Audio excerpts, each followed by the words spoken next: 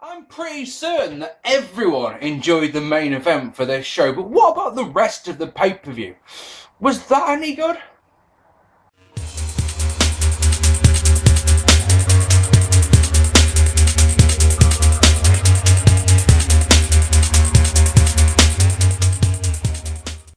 Hello ladies and gentlemen, and welcome to this, another episode of 1998 Was It Great? As you can tell, not only by the title, but by the intro as well, we are going to be doing Over the Edge 1998. It's May the 31st, 1998, and we are live at the Milwaukee Arena in Milwaukee, Wisconsin, home to many a wrestling show, but the main one that I think everyone remembers is the King of the Ring 96, where some guy said some words and changed wrestling forever, doesn't it? We have 9,822 fans on hand, and as said, I think everyone either knows or enjoys the main event of this show. The rest of the pay-per-view, 211,000 people bought this show, which is roughly a 0.58 buy rate. That's fucking insane, is the truth of it. Raw is now up to the 4.0 rating mark in 1998. In fact, the previous Raw to this one, on the 25th of May, did a 4.2 rating, and Nitro that night also got a 4.2. So right now, we are neck and neck in the Monday Night Wars. Brilliant opening package, this one. It shows stock footage of fascists and people being controlled and all that. The woman's voiceover says things like conform and respect authority and things like that. It shows that tonight we get Corporate Dude Love, guest referee Vince McMahon, Timekeeper Briscoe, ring announcer Patterson, and ends with a great line, which is welcome to Vince McMahon's Utopia. Like that. Okay, our opening contest is LOD 2000 defeating DOA in a rubbish opener. DOA, yes, DOA. Fuck DOA. I didn't even mean to say DOA, I meant to say LOD, because LOD not only have Sonny with them, they also have Droz with them, known to you and me as Puke, because of what happened on Beyond the Match, surely. Apparently, Darren Drozdoff once threw up on a ball during the episode of Monday Night Football. No, like I say, no one who saw Beyond the Mat, who saw the Vince going, he's gonna puke. You know, it's just that, so that's why I think of Droz. You know, nothing he did in his wrestling career, that. Don't know about you. He made his debut in a 6-man tag team match the previous week on Raw. Power versus power. So you're not expecting this one to be very good at all, are you? LOD wanted DOA to be their partners in an 8-man tag. DOA didn't want to, so let's fight. Hawk takes a truly horrible power drive, does his old no-sell thing, but it's so bad that Lawless says he didn't even hit the move properly. Nearly everything is botched. Neckbreaker looks horrible. Animal's clothesline looks terrible. Kind of hot though, so that saves this one from the dreaded negative stars, because it's heading that way. I promise you that much. Called Bowling Shoe Ugly by JR, as Hawk is your road warrior in peril. Hot tag to Animal, who gets a power slam for the win after Droz has whacked one of DOA. Whoop-de frickin' do. Rubbish opener, but the crowd liked it, so, you know, well done to the crowd. This will be Sonny's last WWF pay-per-view appearance. She was gone by July. Of course, she would show up in ECW with her fella Chris Candido. Oh, and just to make it that little bit better, this feud must continue, so see you at Fully Loaded. Yay. The commentators talk about Farooq being kicked out of the Nation, and then The Rock comes out. He has his IC belt the wrong way around. It's disappointing. He does a promo where he basically runs down Milwaukee. Farooq comes out to make the save, hits a horrible looking pile driver. Not horrible like, ooh, that was nasty. It was horrible because it's meant to be a pile driver on a chair, and it missed the chair by a clear foot. And then, maybe this is just me, but I would have done it again, personally, because Rock then does a stretcher job, all right, which with a pile driver on the chair makes perfect sense, but when it missed the chair, you're like, so why is he doing the stretcher job? And of course, that will come into play later on as well. So, next is Jeff Jarrett defeating Steve Blackman in a match. Blackman attacked Jeff Jarrett after his concert. Do you remember Unforgiven with some band whose name completely escapes me? as good as a reason as any to have a match. I'm sure there's been other things, but bit of a styles clash here. You know, you've got the technical wrestling of Jeff Jarrett, I suppose, the brawling, the weapons, and all that from Lethal Blackman. Anyway, Blackman gets a nice dropkick and a nice snap German suplex for 2. Tennessee Lee distracts us on the outside, so Jeff Jarrett can take control. But and this is the thing, this is the important thing, is Jim Ross tells us that Slaughter, Commissioner Slaughter, has ordered The Rock to defend the IC title tonight, no matter what condition he's in. Now, Sarge is a heel here, because he's sort of aligned with Vince. But Rock got pile-driven onto, well, in storyline, I suppose, Rock got pile-driven onto a steel chair. He could have a broken neck. So why would he be forced to defend the belt? If you're a heel, I don't understand. I just also don't understand. Al Snow appears. He'd been appearing on Raw this last couple of weeks in Get Up and was hidden. And then basically, I think Jerry Lawler got attacked by Undertaker. So Jerry Lawler wanted some protection. His protection was Al Snow. Yay. Basically, Al Snow comes out, does Spanish commentary, and is then removed. Match is okay, just nothing stands out as memorable. Lee tries to interfere, grabbing Blackman. Jeff Jarrett goes for attack. When Blackman ducks, he's able to put the brakes on. Blackman gets a lovely roll up for 2. He gets one of his martial arts, sticks out, and uses it while the ref is dealing with Lee. The cover gets 2 as Lee puts the legs on the ropes. Lee then hits Blackman with the stick, so Jeff Jarrett can get the win. Yay. Whoop-de-fucking-do. Fuck Tennessee Lee, man. Marc Mero defeating Sable in the next match. So the deal is Mero challenged Sable to find an opponent for him, sort of to fight for Sable's honour. If Sable's dude loses, Sable is fired. There we go. But if Sable's dude wins, she's free from Mero forever. Here we go. Sable comes out and she says she wants to represent herself. Marc is moved by this and says, well, what I'll do is I'll give you your freedom back. I'll just lie down, and that'll be that.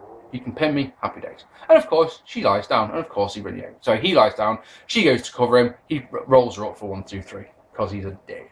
Sable, oh mate, things like this really bug me in wrestling. Sable then cuts a tearful farewell promo in the back, and you're just like, right, okay, here's hindsight for you. If, she's back on Raw in 2 weeks' time, isn't she? She shows up at the King of the Ring for the bikini contest, that much I definitely know. Your tearful farewell may have been terrible acting and everything, but it's trying to be sincere about something like that when you know they're not going to go, it's just one of those, I just don't care.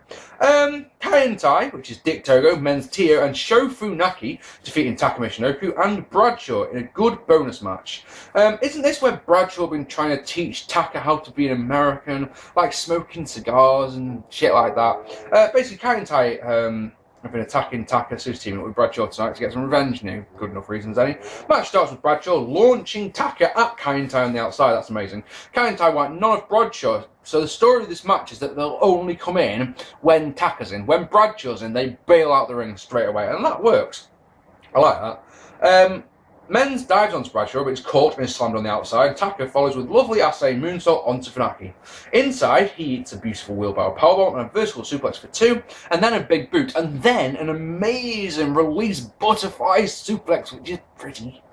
As the heels utilise quick tags, then lock on a chin lock to show the pace for a second. Stunning snap power slam gets 2 for Togo. Tio and Funaki hit a brilliant double team DDT. Togo follows with a swanton bomb, which I think, and this one you have to call me out on if I'm wrong, is this the first time the swanton bomb had been done on WWF pay-per-view? That's something I'd really like to know, because of course Jeff was doing it a year later. But at this time, I don't think we'd ever seen Swanton Bomb. And the thing is, this one probably looks better than the ones that Jeff does. They're absolutely spot on. Funaki slows the pace with a sleeper, and Taka elbows out of, hits a Boston Crab camel clutch dropkick combo. Sorry, he is hit with, I was going to say one man surely can't do all those 3 moves, can they? He is hit with Boston Crab camel clutch dropkick combo by Kaientai, then a jumping pile driver by Tio. Taka no-sells the shit out of the power driver, because why not? He hits 2 massive spin kicks and then a mild tag to Bradshaw, who obliterates Kaientai, as you can probably imagine, those dirty foreigners, he probably thinks, including hitting a massive powerbomb for Funaki and giving this match an extra star by hitting a release tiger suplex. It's one of those, don't remember seeing you do that one before, Bradshaw. Taka gets a missile dropkick and the driver, but the cover is broken. A chokeslam by Funaki and a senton bomb by Togo gets the win. Really enjoyed this one, had a nice bit of storytelling to it and some awesome moves. I'd probably rate it a touch lower than some would, but That's only because there's no selling in this at all. You can imagine this sort of match. But it's a good match nonetheless. In the back, Sable is seen leaving. You know, King, right, this is one of those things that I just don't understand. King thinks it's hilarious that Sable's gone, right? Now, I understand this, that King was very much on the side of the heels back then, so of course he's on Marc Mero's side, but doesn't he love the puppies? So if Sable's gone, he doesn't get to see the puppies, so why would he think this is a good thing? Oh, never mind. Rock defeated Farooq in a rubbish match to retain the IC title. Rock had kicked Farooq out of the Nation quite a while back now. Farooq pinned the champion in a tag match. Are Unforgiven, as we know. Hit the pile driver earlier on, as we know. So Rock doesn't come out first, so Sarge has to come out and say that if he doesn't come out, he'll be stripped of the title. That is a very, very, once again, a babyface thing. I know I've just talked about this in a second, but pile driver on a chair. You can't have a broken neck. So you're saying to him, look, basically what Sarge is saying is, look, I don't care if you've got a broken neck, get your ass out and wrestle. You're like, well, no, fuck it. Just fuck it, because it's not even the type of thing you can be. You know, the thing is, the way that they do it is like Rock's faking it. Rock's saying, "Oh, I've cut my hand and I've got a plaster on it. Oh, I can't fight tonight. Oh," but we saw him get injured. You know, coming up in 1998, right? I think it's which one is it? If I'm wrong, I'm sorry, but because I only have the vague interest in WCW, as you know. But you know how it's Rick Steiner? It's meant to be the Steiner brothers facing off against each other, and Scott keeps finding excuses to not face Rick, so the match keeps getting cancelled and pushed back. And I think they actually face off at Fall Brawl, I think it is, in bloody September or October. Right, but we don't see Scott. Scott says, I've got a cast on my hand, therefore I'm injured, therefore I can't wrestle tonight, right? And you have to just accept it. Like, right, fair enough. I suppose I didn't see it, but if you say you're injured, you're injured. We saw Rock get pile driven. We saw it. We know it was on a chair. It was meant to be on a chair. You know, on a chair.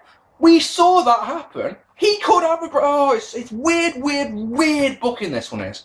Anyway, it gives him a 10 count to come out. Rock answers it with 3 seconds to spare. Spotted a neck brace. Match lasts 5 minutes. Crowd utterly uninterested in Farooq. Delight in telling Rock that he does indeed suck. Don't forget about that. The People's Elbow, definitely getting a bigger action each month. Rock gets 2 off for DT. Farooq gets 2 off for Spinebuster, then gets no reaction. That gets no reaction. He goes for a cover. That gets no reaction at all. Don't worry though, Rock's fault. Oh, so he gets the He gets the Spinebuster. That gets no reaction. He gets a cover. That gets 3. That gets no reaction. Don't worry, Rock's foot was on the ropes. Maybe that's why I didn't get a reaction. Speaking of on the ropes, Rock then rolls up Farooq with his feet on the ropes to get the win. Rubbish match. Farooq then pile drives Rock twice after the bell. After the bell. If you're going to do that during the match, surely, if you're going to, right, let's just throw out some pile drivers because we can. Boom, there's one. That's not enough. Check this out. Boom, you know, do it in the match. He's got a broken neck. Oh, fuck it, just stupid. Anyway, Nation come out. They batter Farooq, and then DX makes the save. Kane then defeats Vader, and it's one of those special foregone conclusion mask.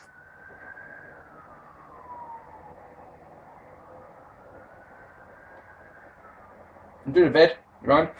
And a special foregone conclusion, mask versus mask match. I say foregone conclusion because it's one of those, honestly, who do you think is going to win between Kane and Vader? Paul Bearer had been revealed as Kane's father a few weeks earlier, if you're interested. Bearer called Taka's mum a whore, and which of course Dave made the dead man really mad, and they came out and brawled with Kane. Kane got the upper hand, Vader came out, and of course, these, God, I'm shit in this one. Let's have some blue spot. Yeah. When Kane got the upper hand, Vader came out to make the save. Yada, yada, yada. These two faced off at No Way Out of Texas earlier on this year, where Kane battered Vader, then hit him with a wrench because he could. This match, so, I've lost my place now. Because he could. I said because he could. Where is it? Because he could. The match that night was pretty good, getting a 2.5 stars out of me. This one, however, doesn't. This match is so sloppy. Both men look like they have no idea what is going on at all. Crowd are interesting for the most part. Kane gets a choke slam. Vader bails, finds the wrench, the same one. They must take it to all the shows. Use it on Kane. He unloads with clotheslines, and the place comes alive as he goes up top. But the Vader assault misses, allowing Kane to get the win with a tombstone piledriver. After the bell, Kane pulls them off and puts it on Mero. Then Vader says, "Oh, you've seen this one. I know you have. I know you've seen this one." Because Vader then talks to Michael Cole outside, and Vader says, "Vader time is over." And then he calls himself a piece of shit. A big, fat piece of shit. Yay! Vader wrestled with the mask on in the WWF after this. So it's one of those, what's the fucking point? You know? We know what Vader looks like. We've seen Vader's face, but it was just pointless. Match was crap, useless, rubbish. Cole comes out to honour Mad Dog Vachon and the Crusher. No problem with this. They didn't do the whole. They had a Hall of Fame, just didn't use it very often. So they did it here. Both men are natives of Milwaukee. You can understand it's all good.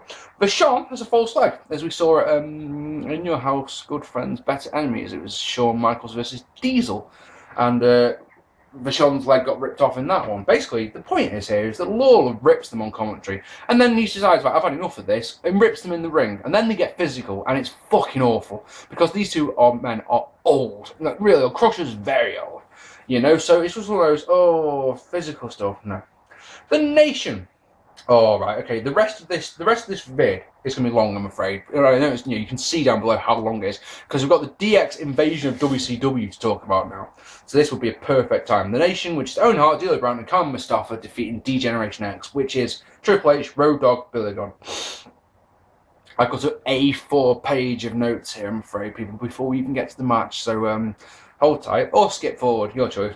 On April the 27th, the night after WWF Unforgiven, the WWF and the oh no, it's not the WCW.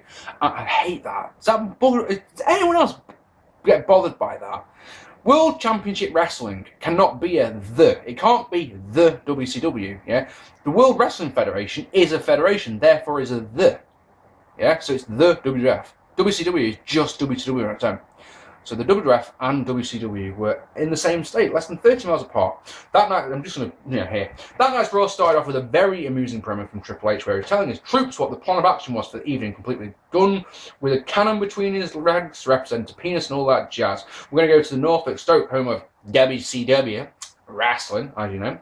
Hunter, wearing an armband, says POWCW, like that. Then they missioned off on a Jeep. 20 minutes into the broadcast, we saw the DX Army outside the Norfolk Stoke. They said, we're going to fire the first shot in the war. And they showed what looked like a stock footage of the end of a cannon firing a shot. Jesus wept, that looks shit. I mean, really shit.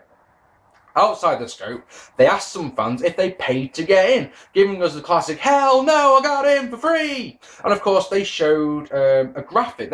I don't know what the deal is here, but they had a graphic that by the sound of it, they superimposed this graphic over the sign outside the Norfolk Scope that said free tickets, and you started going, wow, that's interesting. And then to finish off, they asked a middle-aged woman if WCW sucks, and she politely says, of course.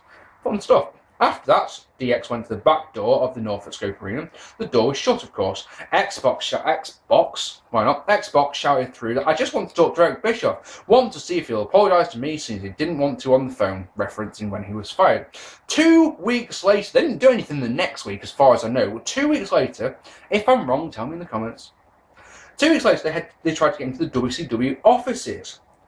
When they called, the police tried to get rid of them. They went to the CNN headquarters, but not allowed to film as it was public property. Wanted to search Bischoff or Turner, but they're not allowed. On the same Raw, in the ring, DX ripped on WCW, especially X-Pac, and over on Nitro, of course, Eric did not like this at all. Issued a challenge to Vince McMahon to face him at Slamboree, and as you all know, that went very well, didn't it? Then, there was one last skit, which has been mainly forgotten about because it's not on. There's like the Monday Night War and things like that. They'll tell you on that the. Excuse me, I'm full of wind today. Full of gas, as you Americans would say. When they do the Monday Night Wars and they do the history of the Monday Night War and all that, this bit is an interesting one because this is like this is the turning shot. It's not Austin getting red hot. According to the WWE, the DX invasion is the thing that started the turnaround. It's just one of those not true. But then The one that's forgotten, I think, is this one. They did this skit where they had DX at an airport, and then they showed Triple H in a plane, and you can know how it went. He's here in his cockpit. I've got my hand on my joystick and all that, and it sounds funny when I say it like that. Honestly, it does. Watch it on the Raw, you start going, this is fucking awful. Anyway, he writes with his jet, "Hey WCW, DX rules, suck it." They write that in the sky with a plane. And then they wrote DX Army bombs WCW and Triple H versus Rock on Raw tonight. The thing about all this is it made DX look so damn fucking cool, so cutting edge, and it made WCW looks like such fucking losers. Thing is, all this does nothing to further the fact that they hate the Nation as well, but meh, fuck it. So, let's go into the match, shall we? Because the match isn't actually very good. Like me, the fans just don't care about Billy Gunn. A gorilla press slam, for example, gets zero reaction. He breaks a sharpshooter and tags in Owen, so we get Owen versus Triple H. Again, they had another match on Raw a couple of weeks before this show where I think it ended in double disqualification or count out. The match was thrown out or something because a big Nation versus DX brawl broke out. Hunter gets too off a nice tilt-a-whirl backbreaker. Fans don't care about Karma either, so imagine what it's like when Karma and Gunn are in the ring together. You start going, don't care. Just do not give a fuck. Match is a bit odd as DX start off with utilising the fast tags. It's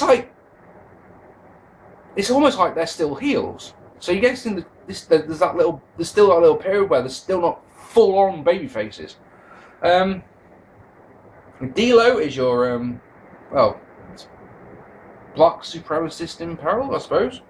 He hits a backbreaker from Helmsley, then Dog plays your degenerate in peril, which is typical. I have just that moment said about, DX are the ones playing the face, acting like the heels, and then as soon as I say that, Dog eats a pile driver, a neckbreaker from Owen, and a sleeper from Brown.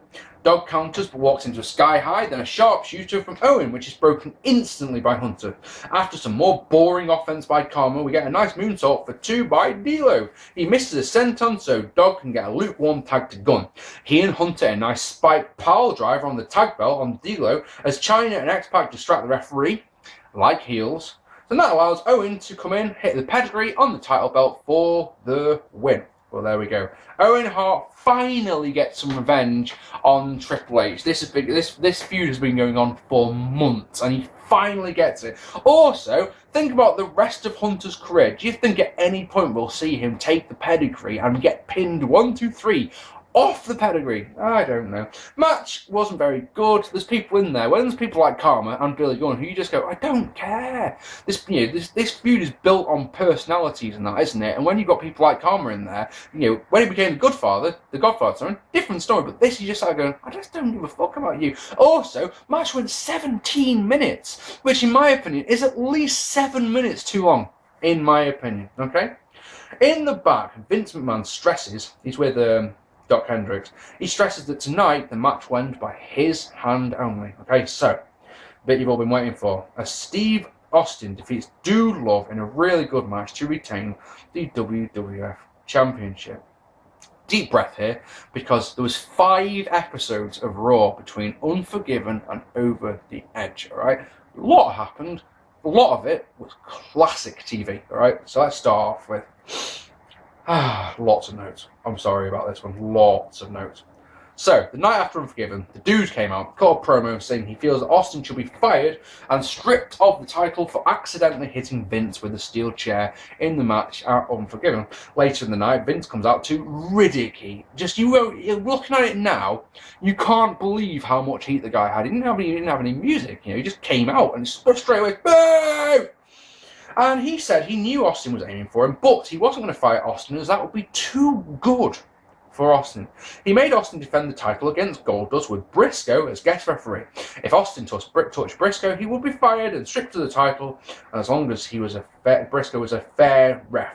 In the match, Austin hit the stunner, but Briscoe wouldn't count the pin as he had something in my eye. Dude came out, they brawled. Vince went to hit Austin with the title belt, but hit Briscoe instead, busting him open, and that was that. Next week, Dude came out. He was vexed about Goldust getting the title shot, and that Vince has booked him against Terry Funk on that night in a no-holds-barred match, which he's really vexed about. He says he won't kiss Vince's ass, and tells Vince that he won't ever be Dude Love again. Vince comes out and tells Mick that his match with Funk isn't, it's not a bad thing, it's not a punishment or anything like that. It's a reward. If you win that match, you will be #1 contender. All good. Austin then came out and destroyed Dude's Love Shack set, which is nice. In the match, Mick beat Funk with a pile driver on a chair. Had Austin on commentary and Patterson was the guest referee. Austin threw beer in Mick's face, meaning Mick put the mandible claw on Pat, thinking it was Austin. Patterson recovers and goes to hit Austin with a chair, but eats a stunner. Vince came out with the Dude Love attire, and he and Mick. So you've got Mick and Hug. He and Mick hug it out, and my brain went, Mick, hug, mug. Hey. The next week, Austin was put in a tag match, but they didn't say who against or whose partner would be. Something JR obviously went fucking mental about, as he does. Dude came out as corporate Dude, complete with a suit, slicked hair, shaved face, false teeth. It was amazing. We get the timekeeper for the match at Over the Edge, and it's going to be Gerald Briscoe. The guest ring announcer is going to be Patterson. Wait, there's more. The guest ref in the ring of the match is nothing at all. And Vince is like, well, let's try again. The guest referee is nothing. So Vince goes backstage to find the guest referee, and Patterson gets on the mic and goes, the guest referee in the match will be Mr. McMahon. And Vince comes out with a red shirt, and the place goes utterly mental. It's fucking brilliant. That night, the main event was the Nation versus Austin and Vince, which went about as well as you can imagine, with big brawl breaking out. In the end, it's DX and the Nation in there with Austin, Vince, Briscoe, and Patterson. Just big brawl. Next week, 2 to go. Then we can talk about the match. Vince said Austin was barred from the building for his own safety, which leads to a security guard getting a beating. Austin was then arrested for beating the security guard. He was released after he was told he can be released after saying sorry. He fought Patterson and Briscoe in the main event with Sergeant Slaughter as the guest referee. He's a heel. That's the point I'm talking about before with Brock. The match lasted 3 minutes. When an interfering Dude and Austin are brawling outside, a fan dressed as Austin comes out and attacks Austin with a chair. This bit's weird because Austin sees the fan climb over the security rail and just goes, meh, fuck it. Because he's got an Austin t-shirt on and an Austin mask. He gets a chair, Austin looks at him and goes, meh, fuck it. And then the fan attacks Austin with a chair, pulls the mask off, and it's Vince. But the thing is, Austin completely no-sells it, and you're just like, wow, that's a bit weird. Finally, the Raw before the pay-per-view. We get some classic TV. Oh, it's fucking gold. Vince comes out with Patterson, with Briscoe, and some police officer, and he basically said, look, last week I assaulted Stone Cold Steve Austin and I got away with it. Austin comes out and says, what you have proven is that you are the world's dumbest son of a bitch. You've just admitted to the world that you assaulted me. Officer, do your job, arrest him. So he does. And then Patterson and Briscoe start trying to interfere. Austin, clever as like, says to the policeman, I don't know, I'm no lawyer, but isn't that obscuring the course of justice? And the policeman's like, yeah, it is. Off to jail you go as well. So Austin says later on that if Vince apologises to him and someone could be stationed on outside of the ring to keep an eye on Vince, then he won't press charges. So that's what happens. Vince's apology is fucking gold, absolutely superb. Then all 3 of them come out and they're vexed. Patterson, Briscoe, Vince, they're all vexed. There isn't a superstar out there who intimidates me, says Vince McMahon. Absolutely no one. He made the event Austin versus Taka with Vince as guest ref. Guess what happened in that one? Yeah, Vince, the match doesn't even start. As Taka gets in Vince's face, like, I don't intimidate you, do you? And then he chokeslammed him. Because he can fucking superb. And he gets a monster pop. Kane comes out and stops the tombstone, which you can imagine, they brawl away. Here's Austin. There's 2 minutes left of Raw. Stunner for Briscoe, stunner for Patterson. He ties Vince in the ropes, gets a chair. And Vince is tied up with the ropes going, oh shit, this is bad. Because Austin's got his chair and he's pointing it on his face like, this is what's going to happen to you. And then in one of my favourite moments in Raw history, Dude comes out, corporate Dude. He's got his chair and he just happens to have the chair up like this. So Austin, quick as like someone must have caught him by the corner of the eye. Or of course Vince had said, Dude's behind you, but I prefer to think the corner of the eye one. And he just goes, bam, and the fucking chair goes straight into Dude's face. Oh, it's fucking great. And the thing is, bat shit crazy, the fans going. And that, once again, like I say, 4.2 rating for that show. Basically, the build of this match is fucking phenomenal. It is great TV. It's a pleasure to watch those. Actually, no, I want to say it's a pleasure to watch these Raws. But the thing is, these Raws are still rubbish. The undercard is wank. It's just this one hot angle they've got that just makes you go, oh, that was so good. You know? Fink announces Patterson while reading off cue cards, you know, proper glowing thingy. JR says wink, wink, wink. Fink says about Pat's IC title win in Rio de Janeiro. Fucking yes. They include a plug for the Briscoe's body shot. JR says we know who does the rear ends. Like that. Naturally, the intro Patterson gives Vince his pandering, ass-kicking at his absolute finest. He won't introduce Austin because he feels this man is a beer-swilling fool. Mega pop for Austin, biggest of the show by a mile. But before Vince can start the match, we get the second biggest pop of the show. As Taker's music hits, and out comes the dead man, and he's going to be the guy who keeps an eye on Vince.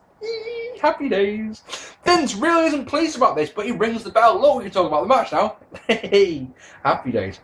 Mick gets a fast 2 off a shoulder tackle, then another fast 2 off a kitchen sink. When Austin goes to the cover, Vince can't. It does count, but it's at normal pace. Not a slow count, it's just a normal count. And then the fans chant Vince is gay at him, which is lovely of them. Jim Ross thinks they are saying Vince is dead. Classic.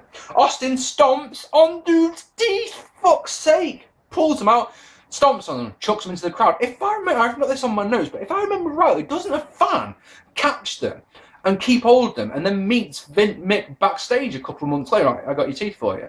I'm sure that's in one of Mick's book. But anyway, if you're going to piss, if there's one way to piss dude love off, stomp on the teeth. Austin gets a Thez press, but then they brawl to the outside where Austin is whipped into the ring steps. Inside, a Russian leg sweep gets 2 for Dude, who then chokes Austin in the corner. Taker shoots one hell of a glare at Vince, and after that, every cover that Vince does is exactly the same. Fair for both men, I like that. Austin takes control with a neck breaker and some clotheslines, then runs into a mandible claw. Austin counters by wrapping Dude's head in the ropes. They brawl outside where this is great. Patterson reminds us on the microphone, hey, I'd just like to remind everyone, this match is a no disqualification match. And Jim Ross, as you can probably imagine, goes, just absolutely does his nut. That's not fair, yada yada yada. It makes me smile is what it does. Dude, however, uses cable to choke Austin. Briscoe gets taken out to continue brawling on the outside, then into the crowd. They brawl at the entrance where Dude gets a poor-looking neck breaker, and Pat reminds us, gold, that this match is a Falls Count Anywhere match. Fucking yes. Backslide gets 2 for Dude. Austin comes back to a massive pop. His back dropped onto one of the cars that make up the entrance set. His feet smashed through one of the windscreens. Brilliant. They continue to brawl on and around the cars. Dude hitting a sunset flip off a car. That looks fantastic. Must fucking hurt though.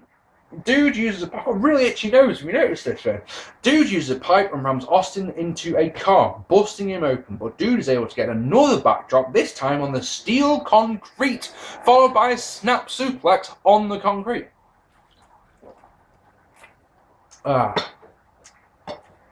He goes to the top of the cars, attempts a cactus elbow, but Austin moves out the way, resulting in a nasty ass landing for Dude. Back in the ring where Pat trips Austin up. Dude exposes a turnbuckle, rams Austin's head into it, working the cuts on his head. Pat gives Dude a chair. He rams it into the guts and hits a double-arm DDT onto it for a close near fall. Dude charges Austin, who gets his foot up, so the chair goes straight into Dude's face. And now Austin is mad. He hits the mother of all chair shots. This chair shot is the best. Really? 2 in 1 bit. Oh, you already know what it is. Why am I even looking? Yeah, this was the best chair shot to the one he did on Shane next year, wasn't it? Yeah, mother of all chair shots. Vince won't count it. Oh, shit. Jim Ross goes nuts. Count! For God's sake, count him!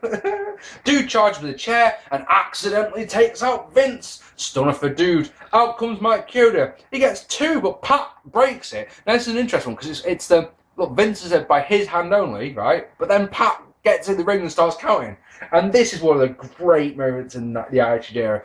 As Undertaker, who had done nothing at all match, grabs Patterson, pulls out the ring and chokeslams him through the announce table. Place goes ballistic. The pop is huge. And then, just to make that a little bit better, Briscoe does the exact same thing with the exact same result. He gets in, 1, 2, gets pulled out, chokes on through the table. Just gold. And then, if it isn't that, just that little bit better, mandible claw for Austin is countered into the Stone Cold Stunner, and Austin, by Vince's hand, so he gets Vince's unconscious hand. 1, 2, 3, wins the match. Fucking brilliant. This, my friend, is a wild brawl. It's superb. It's got some really great bumps in it. The crowd are shit hot for everything in the match. Sorry, this match, right? I promise you, the best way to describe it is sports entertainment gold. It's not a good wrestling match by any stretch of imagination, but it tells such a good story. You sat there watching it going, this is just brilliant. I've given it 4 stars. You know, if you want to rate it the full hog and go the whole 5 stars, be my guest, please do. This show is straight up bollocks. It features 2 good matches. One of those isn't that great. Okay, the rest is completely unavoidable. Attitude Era in a nutshell. Once again, you've got a rubbish undercard with a shit hot main event. The main event, the thing about main event is it's on one of Foley's DVDs, so you don't even need to watch this show if you want to see that match. All right, it's a 2 out of 10 if you're feeling nice. It's not a very good show. I couldn't in good conscience rate any higher than that. I really, really couldn't. Ladies and gentlemen, I have been Mark P. This has been a pay-per-view. I can't remember. It's Over the Edge 1998. Next, we're going to do one of the all-time, classics. I that everyone knows. It's going to be doing King of the Ring 1998. I'm sure nothing of interest happened on that show. I have been Mark P. Thank you so much for watching. I've got a Facebook page now. If you'd like to take a look on that, I'd really appreciate that one. You can find out all the news and info about what I'm up to on there. Follow me on Twitter if you like. Please leave me a nice little comment. Tell me what you thought of this. Hit the like button. Hit the subscribe button. I have been Mark P. Thank you so much for watching. Take it easy and good night.